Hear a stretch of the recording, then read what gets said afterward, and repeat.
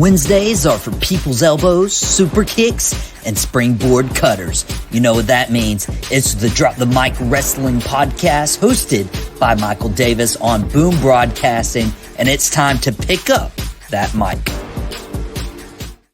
Your eyes do not deceive you. Yes, it is a Tuesday, and you've seen quick hits on Boom Broadcasting. You've seen Drop the Mic on Boom Broadcasting. And yes, we're playing tricks on your mind. Obviously, if you missed the news, Shannon Smith, a.k.a. podcast_Smitty, changed his schedule. And now he's not bringing you just one episode of Quick Hits a week. He's bringing you two. So we moved it from Wednesday to Tuesday permanently. And he's also dropping episodes now on Fridays. You can catch those at 9 a.m. and it dropped this morning on Boom Broadcasting and its YouTube channel. Now, you usually are seeing my face on another program on Tuesdays at 3 o'clock, and that is Dad and the Boys, a Dallas Cowboys podcast I do with my dad. And we need a little bit more time to mourn and collect our thoughts after the 47-9 loss to the Detroit Lions this past weekend. And so I was like, okay, let's change it up a little bit and let's do Dad and the Boys on Wednesday. We'll give us a little more time to recover. And I'll drop my wrestling podcast at 3 o'clock and still give you guys that entertainment on your Tuesdays at 3 o'clock. And I got to talk about what happened not only this past weekend at AEW's WrestleDream, but I think there's a deeper issue when it comes to pay-per-views or premium live events when you talk about the two biggest companies in the entire world. I'm talking WWE and I'm talking AEW. Now, a couple weeks ago, WWE had its Bad Blood event. It was headlined by CM Punk and Drew McIntyre opening up the night inside Hell in a Cell. I feel like it hit a lull, and then it escalated at the very end of the night with Cody Rhodes and Roman Reigns versus the Bloodlines, Solo Sikoa and Jacob Fatu, with the electrifying return of The Rock. AEW just had their WrestleDream pay-per-view this past weekend, and obviously headlined by the wildly athletic and in of its own right electrifying triple threat match between Will Ospreay, Konosuke Takeshita, and Ricochet for the AEW International Championship, and headlined in Washington, the homestay of Bryan Danielson, where he put his title and career on the line against Blackpool Combat Club former ally Jon Moxley. Now, with these two pay-per-views being a week apart and both very different approaches to it, that is catching criticism on my end from both spectrums, I wanted to weigh the pros and cons of these pay-per-views because it really showed how both bookers, whether it's Tony Khan or Triple H, how they see pay-per-views, premium live events, and how they should be handled effectively. So I'm going to come at this from a non-biased standpoint. I'm not in WWE stan. I'm not an AEW stan, but I will watch wrestling. I will watch these pay-per-views, and I will watch these premium live events. And unlike that Cowboys game, I do not like my time being wasted. So I want both products to be as valuable and as effective as possible. So that's what I'm going to do today. Now, I gotta start with WWE Bad Blood, okay? CM Punk, Drew McIntyre opening up Hell in a Cell. It went 31 minutes. That was the right way to open up your program, your event called Bad Blood. Obviously, Bad Blood being most historic for Undertaker Shawn Michaels' Bad Blood 97, where Kane made his debut, the long-lost brother in the fire to The Undertaker. This was a perfect way to start the event. I didn't agree with the result, but, I mean, you could tell immediately they want you engaged, and this had to be the hottest rivalry in WWE, and they really haven't spent most of the time wrestling. It's literally been promos back and forth, back and forth. But this was the trilogy of that. I felt like that was the most effective way to start the event, and giving them time, 31 minutes. Unfortunately, Nia Jax and Bayley didn't deliver for the WWE Women's title. I was very on record of saying that this was pretty bad. This showed that Nia Jax can't handle the in-ring work, as some people say she's improved, and I just don't see it. You can't have one of the top 4 horsewomen from that era 10 years ago and just stink up the bed against her. And I feel like this is very old Nia Jax, who is keeping some bad habits. And then Damian Priest Finn Balor was okay. And people are saying, even though it went 12:45, it felt more like you could have had this on Monday Night Raw. It looks like right now, as of the last couple Monday Night Raws, that this was going to be the payoff match. Priest gets over, and then Priest moves on to his own thing, maybe challenging Gunther for the World Heavyweight title. But man, I almost agree. Like, it wasn't a bad match, but it could have very well been on Monday Night Raw. Rhea Ripley, Liv Morgan, with Dirty Dom, with Raquel coming out to help Liv and Dom, and presumably joining the Judgment Day. I thought this was a pay-per-view quality match at 14 minutes. Wasn't too long. It wasn't too short. It was just right. The story, everything, very good. And of course, Cody and Roman beating the Bloodline, 25 minutes, 50 seconds. It was above and beyond anything we could have imagined. And Jimmy coming back, The Rock showing up, Solo and the Bloodline 2.0 retreating in the crowd, saying this is all part of the plan. Cody and Roman staring off. Like, everything about this made it feel like a real premium live event, even with the Finn Damian not necessarily delivering at the pay-per-view level, and not necessarily with Nia and Bayley, just kind of stinking up the joint that night. But it was a 5-match card. That's how WWE does their pay-per-views. AEW, on the other hand, they do 4 kickoff matches, and I'm not gonna lie, I didn't watch a single kickoff pre-show match, except for when I was in attendance for AEW Revolution. Brian Cage versus Atlantis Jr. for the ROH World TV title doesn't interest me. Anna Jay versus Harley Cameron doesn't interest me. The Acclaim versus Mansoor and Dio Madden, well, formerly known as Dio Madden. Rico May appearance. Still just okay, whatever. The conglomeration that Outrunners versus the Dark Order and the Premier Athletes in 8-man tag. I don't remember any of these matches being promoted. I don't remember any of these matches being talked about. I may have missed it on Rampage. I may have missed it on Collision. But yeah, there was no reason to tune into the pre-show matches. It just there was just nothing there. But they do 4 pre-show matches. WWE does 5 main card matches. So the fans in attendance probably got an hour or 2 of pre-show matches in addition to the main card. WWE's pay-per-view lasted a little over 3 hours this go round, and AEW's lasted right at the 4-hour mark. They open with Jay White, Hangman Page. Really great match. Really talented guys. I don't have anything bad to say. They tore the house down their opening match.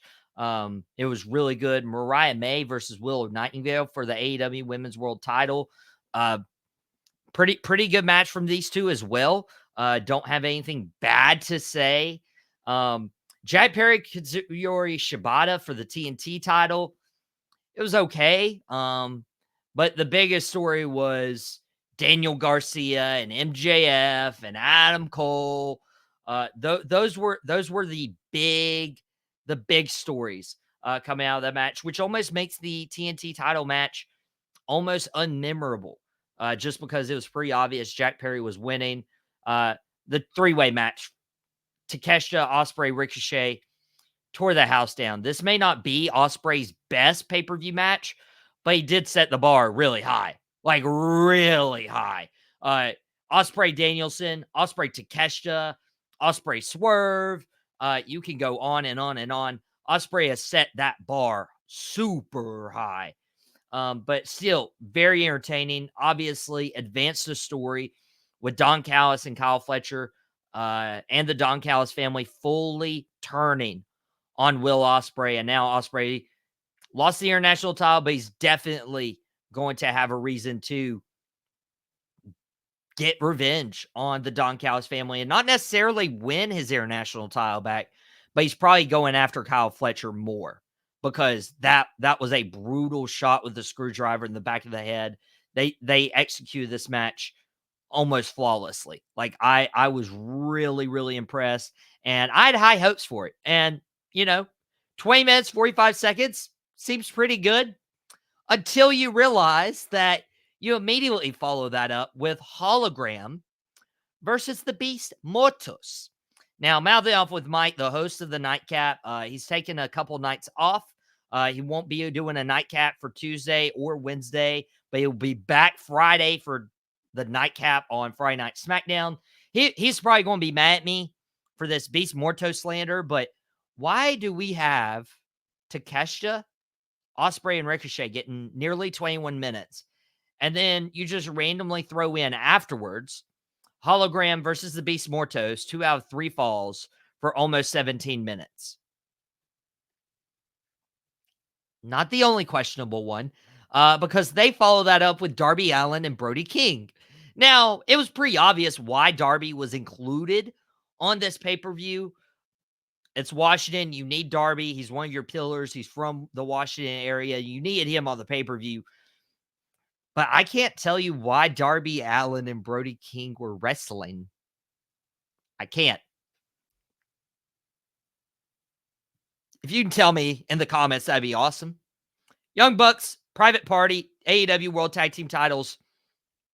I thought this was a throwaway. It took me, after the previous 2 matches of Darby and Brody, of Hologram and Beast Mortos, it took me a really long time to get into this tag team match until I saw a couple near falls and I'm like, Private Party just shocked the world. And no, that's exactly what you need from a tag team match. Almost 16 minutes, but man, Young Bucks had you on your seat thinking, could Private Party pull this off? And then they don't. So really, really solid job for that. Mark Briscoe, Chris Jericho for the ROH World title. People should not complain about this match. Great storytelling. Very emotional. We saw a side from Mark Briscoe that made you think, oh, he's not just world champion because of what the tragedy happened that I had to unfortunately report on this podcast when it actually broke. Is very, very tough. One of the worst episodes I've ever done on Drop the Mic. Not quality wise, but just it was tough. It hit me out of the blue.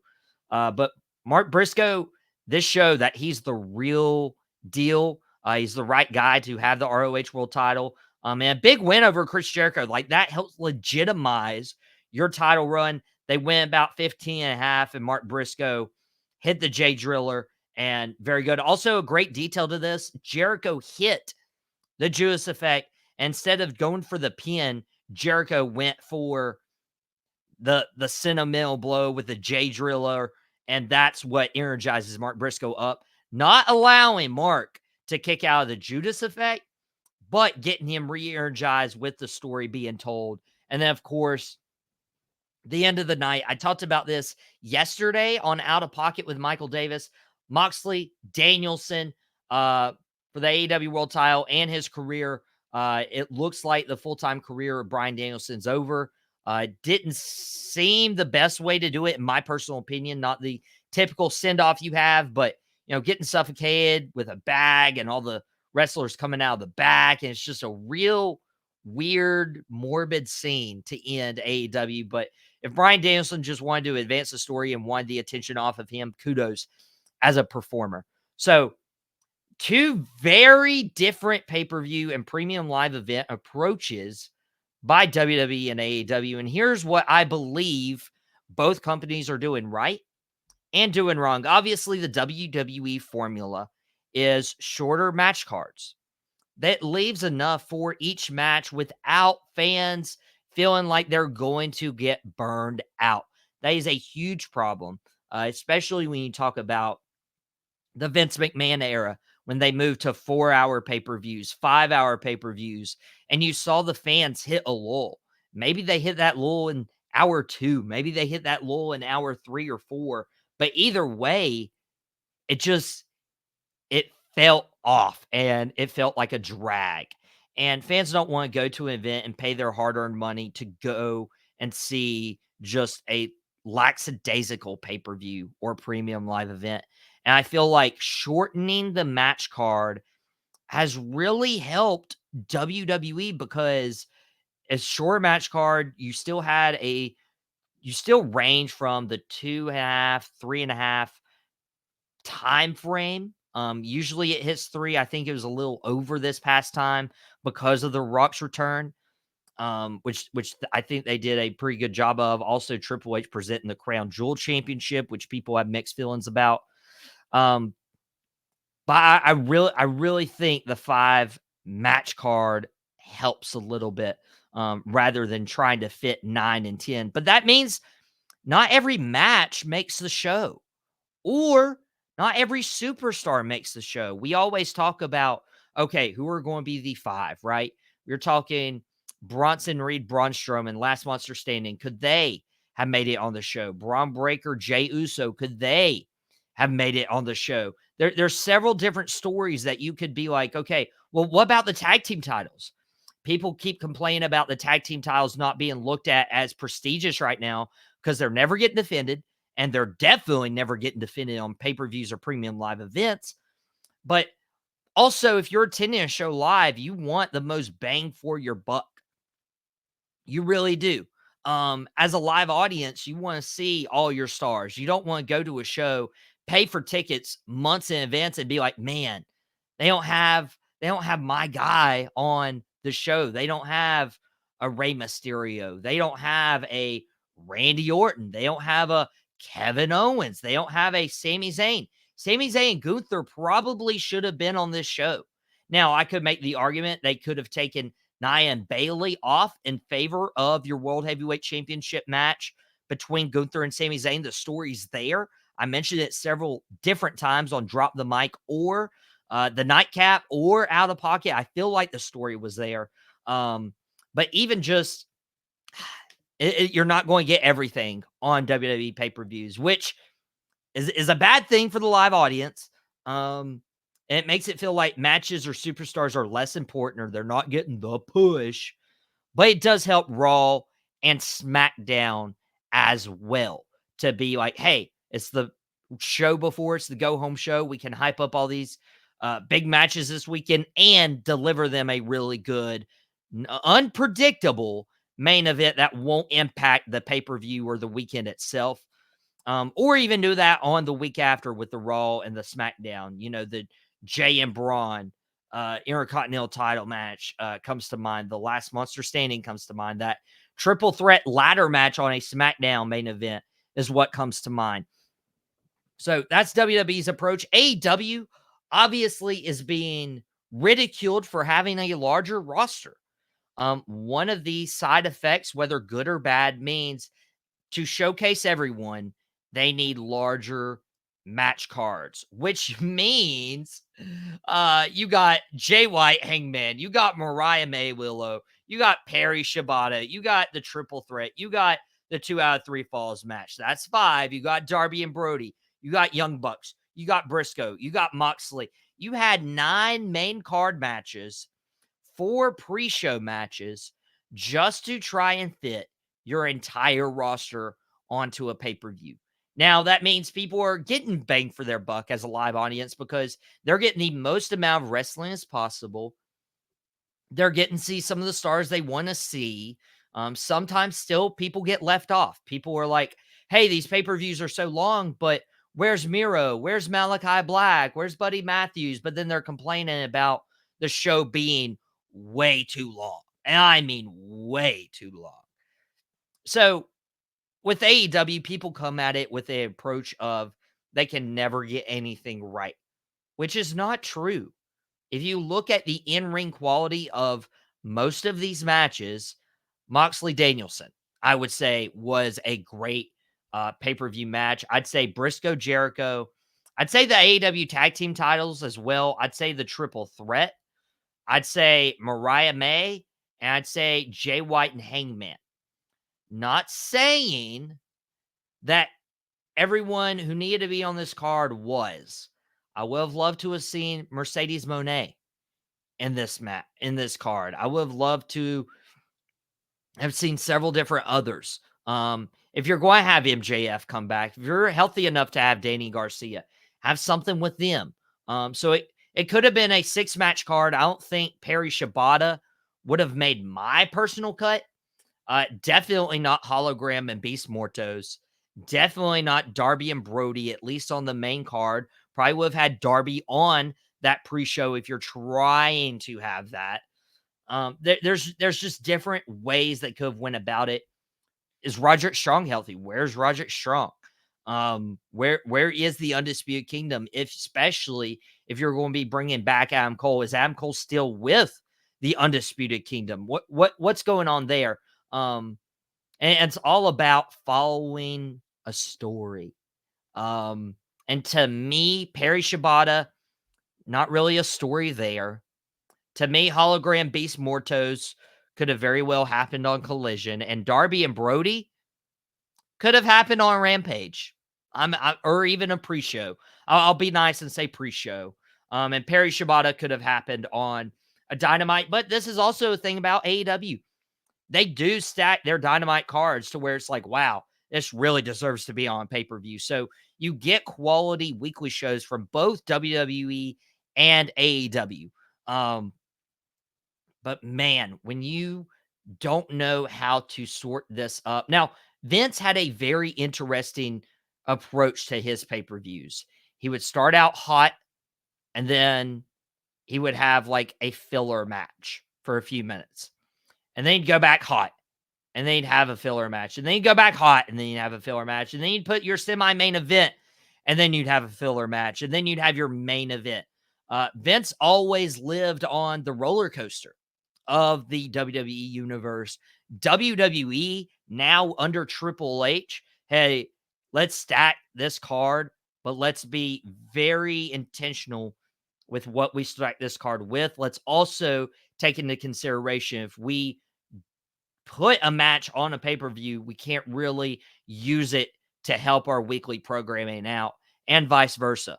If you put on the Raw as a free match, are you going to pay extra for the rematch if, Jay or Braun had already lost to one another?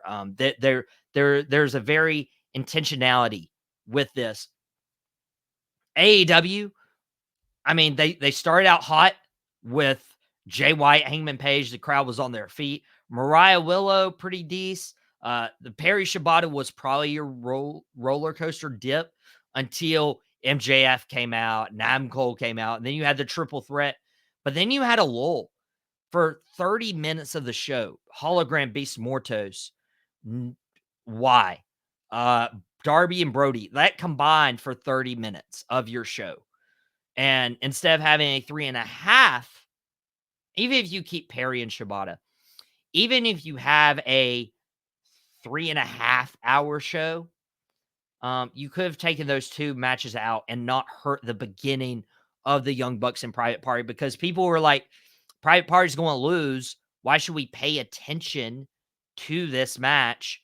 And it turns out, wow, they were actually trying to tear the house down. That's when fans got re-energized, at least for me. So very, very different approaches. I'm not saying one is better, one is worse. I feel like personally WWE has figured it out. But how I want both of these programs to improve moving forward as we draw to a close here on Drop the Mic is, for WWE, I want you to be open to 6 matches if the story calls for it. Gunther, Sami Zayn should have been on this show.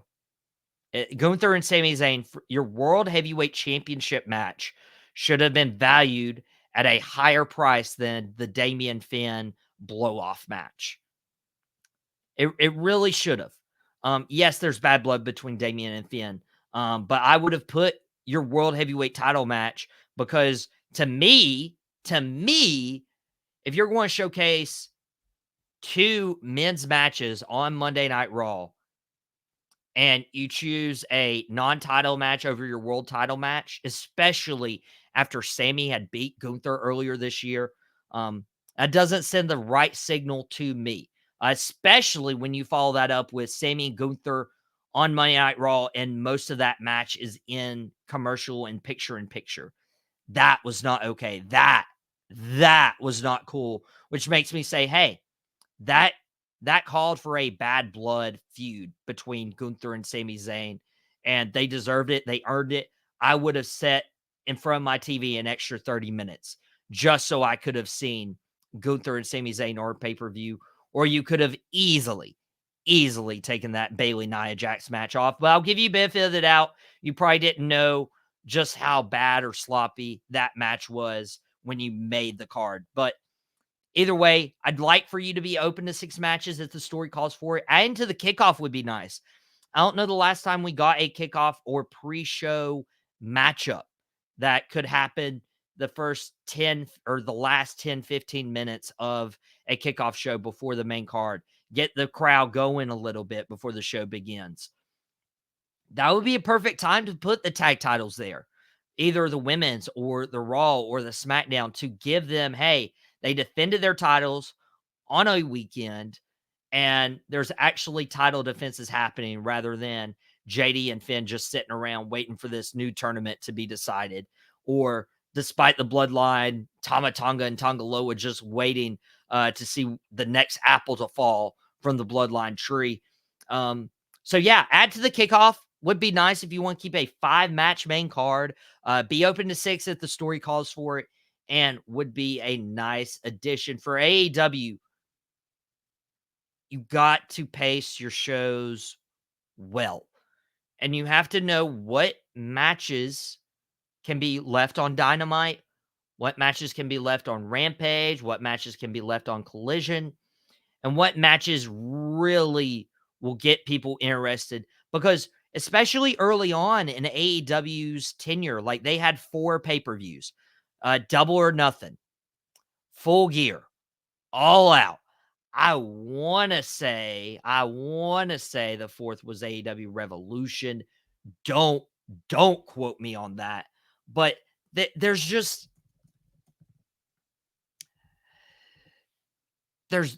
something about, hey, we have, by the way, it was Revolution. I just looked it up real quick. Kudos to me for getting that right, by the way. But when you had 4 pay-per-views and you had 3-4 months to build out the stories before you had the blow-off pay-per-view, every match felt so big. And now we get Beast Mortos and Hologram. Now we get Darby Allin and Brody King. It ruins the flow of your pay-per-views to where AEW used to be like from top to bottom. That was a great card. I didn't know if there was a bad match or a match I wasn't interested in. And then you look at WrestleDream and you're like, this feels thrown together, either because they don't have enough time during pay-per-views to actually fill something out, or I mean, honestly, you have 2 hours of Dynamite, you have an hour of Rampage, you have 2 hours of Collision. You even have Ring of Honor if you kind of want to use that a little bit to build out your pre-show. They have all this time. They have to use the 5 hours a week effectively and efficiently. And that Beast Mortos hologram match should have never been on the show. Darby Brody should have never been on the main card. Perry Shibata, I could argue, even if it was for a title, could have been very well left on a Dynamite. But guys, we gotta be more intentional of how we're structuring the shows, no matter where the match is placed, no matter if this match is placed first, third, last, second to last, or placed on the pre-show versus the pay-per-view, because all these matches must have a story. That's what people love. People love stories. They love storytelling. And they love the Drop the Mic Wrestling podcast, which dropped today, a special time, Tuesday at 3. Dad and the boys will drop tomorrow, Wednesday at 3. And Dallas is on bye week next week. So I don't think that will be bad about next weekend because the Cowboys can't lose. So Drop the Mic will be back Wednesday next week on our regular day and time. But guys, appreciate you so much. Be sure you go support us. Out of Pocket will be on today. I got a couple more hours to prepare for that. 5:30 to 6:30. We're talking about the big Devontae Adams trade to the New York Jets. I'll be sharing my top core rankings as well, and may have a few guests to talk, maybe even drop some wrestling. Who knows? Who knows? Who knows how I'm feeling? You guys got to tune in here, Boom Broadcasting's YouTube channel, to find out. Out of Pocket today, 5:30, 6:30. Tomorrow, quick hits, move to Tuesday. So your day will start Sideline Savants with the commish Wayne Thomas, his co-host Jason Colenzo at noon. Dad and the boys tomorrow at 3. And then we will have Lombardi Party at 6. And then Thursday, you got It Stinks at 10 a.m. And you have, of course, why not? You'll have Out of Pocket back Thursday afternoon. So, guys, I appreciate you so much. So much. Oh, yeah. And Dugout Debrief on Thursday as well at noon. Guys, I appreciate you so much. Thank you for tuning in on a very special Tuesday edition of the Drop the Mic Wrestling Podcast. And whatever you do, don't drop the mic, and we'll catch you here next week.